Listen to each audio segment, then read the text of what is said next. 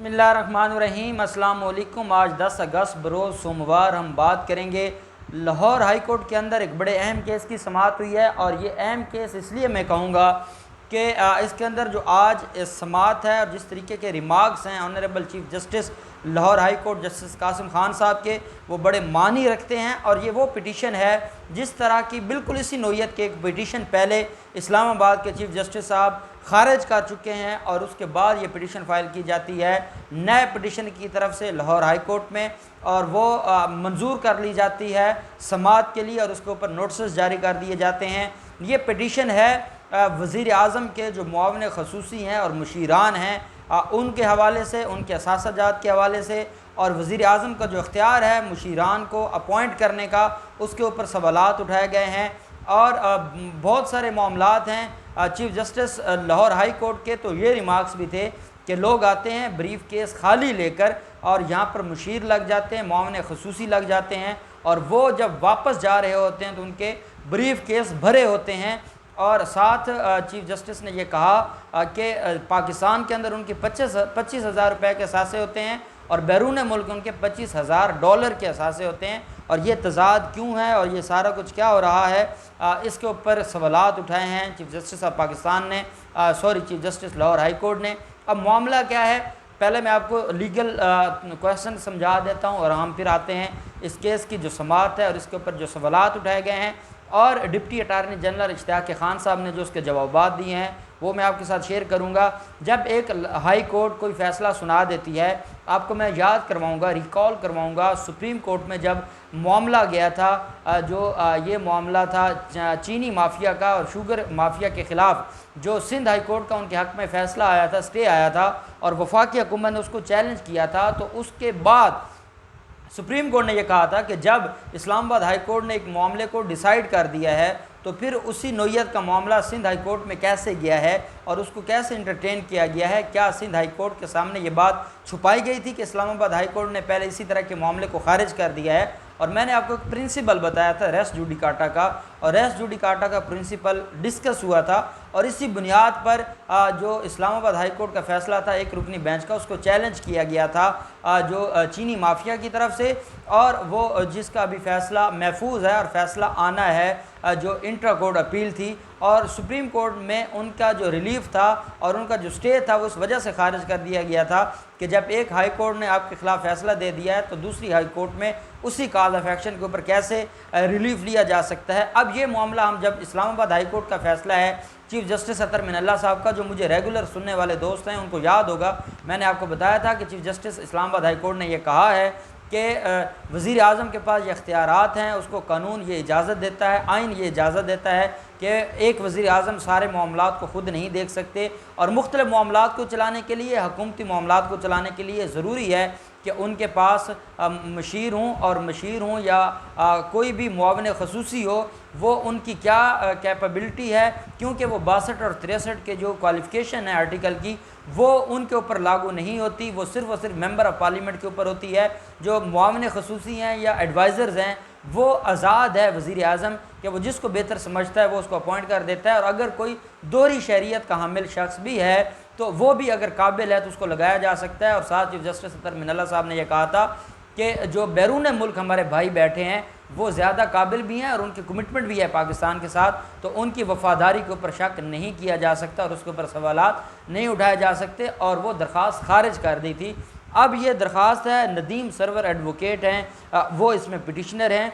आप बेहतर समझ सकते हैं कि इसके पीछे कौन होगा, वो पाकिस्तान पीपल्स पार्टी है, वो PMLN है, जो मुख्तलिफ़ हीले बहानों के ज़रिए मुख्तलिफ़ लोगों को आगे करके पिटिशन्स फाइल करते हैं और वो रिलीफ़ लेना चाहते हैं। अब इसके अंदर जो कहा यह गया है कि जो अदालत है उसने नोटिस जारी किए हैं खसूसी जो मुआविन हैं doctor Abdul Hafeez Sheikh, Abdul Razzaq Dawood, Amin Aslam, doctor Ishrat Hussain, doctor Babar Rehman, Shahzad Arbab, Mirza Shahzad Akbar, Shahzad Qasim, doctor Zafar Mirza, Moeed Yusuf, Zulfi Bukhari और नदीम बाबर को नोटिस जारी कर दिए हैं अदालत ने। अदालत ने वज़ीर आज़म के तमाम मामले खसूसी की खसूसियात, तैनाती का तरीक़ाकार और इनके मुल्क के लिए खिदमात और असासों की तफसीलात भी तलब कर ली हैं। इस केस के अंदर chief justice Lahore high court ने रिमार्क्स दिए हैं कि इनके असासे $25,000 हैं और बैरून मुल्क इनके असासे $25,000 होते हैं। बदकिस्मती से लोग ब्रीफ केस लेकर आते हैं और ब्रीफ केस भर कर चले जाते हैं।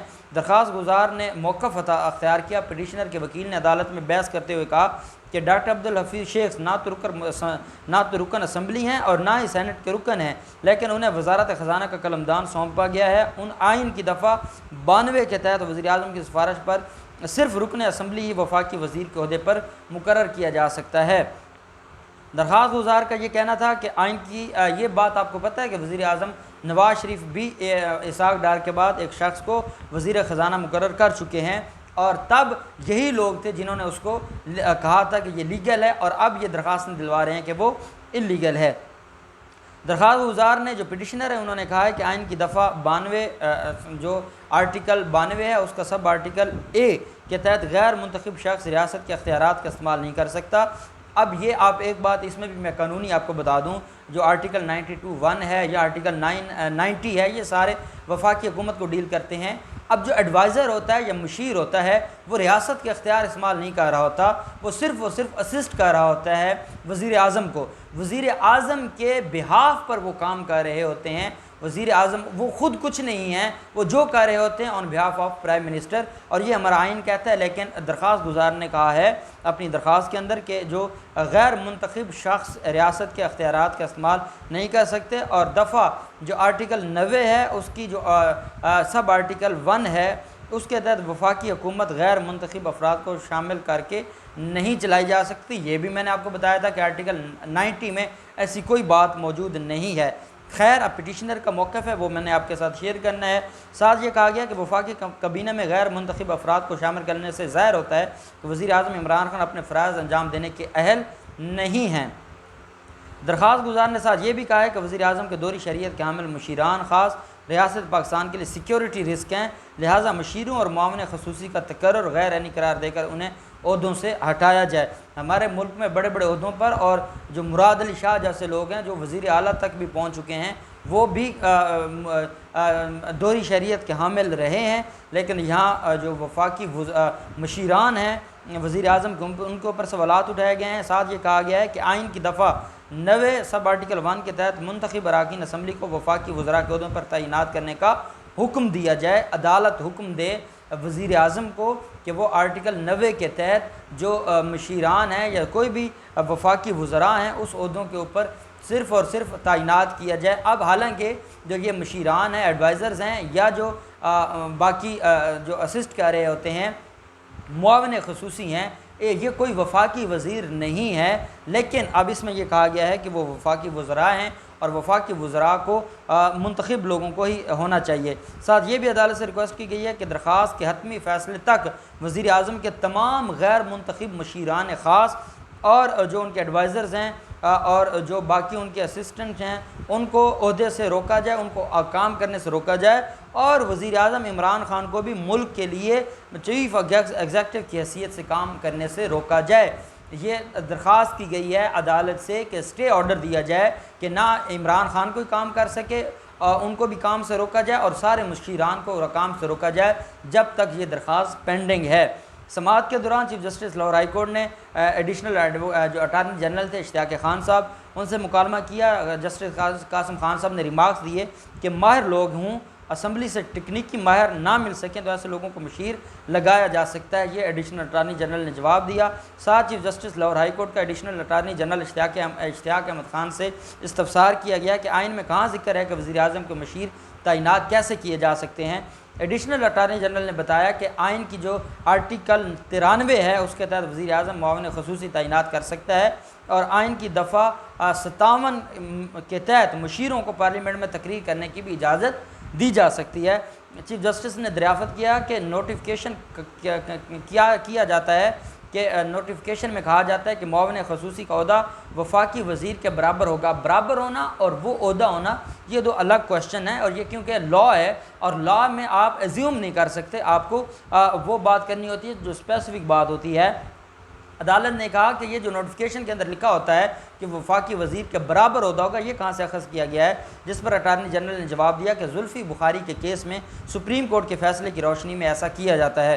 कासिम खान ने सवाल किया कि मुआवन खसूसी कबीना के इजलास में किस तरह बैठ सकते हैं। इश्तियाक खान ने बताया कि मामून खसूसी काबीना के इजलास में नहीं बैठ सकते, उन्हें ख़ास तौर पर बुलाया जाता है और ये अख्तियार है वज़ीर आज़म का कि वो अपने इजलास में किसी को भी बुला ले, कोई राय लेने के लिए, कोई माहिराना राय लेने के लिए।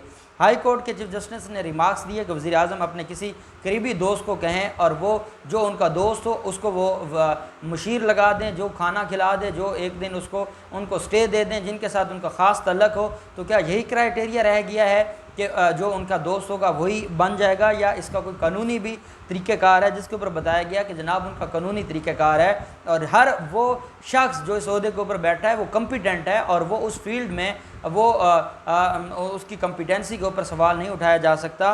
और साथ ये कहा गया है कि जो ये मामला है ये पहले इस्लामाबाद हाई कोर्ट ने डिसाइड कर लिया है और इस मामले के ऊपर मज़ीद इसको डिस्कस नहीं करना चाहिए और उस ऑर्डर को, इस्लामाबाद हाई कोर्ट के ऑर्डर को चैलेंज नहीं किया गया, इसलिए वो फाइनलिटी अटेन कर गया है। तो अब ऐसे मामले के ऊपर बात नहीं की जा सकती। उसके बावजूद चीफ जस्टिस कासिम खान साहब ने नोटिस जारी कर दिए हैं, वो सारे मुशीरान को भी, वफाकी हुकूमत को भी और बाकी इदारों को भी।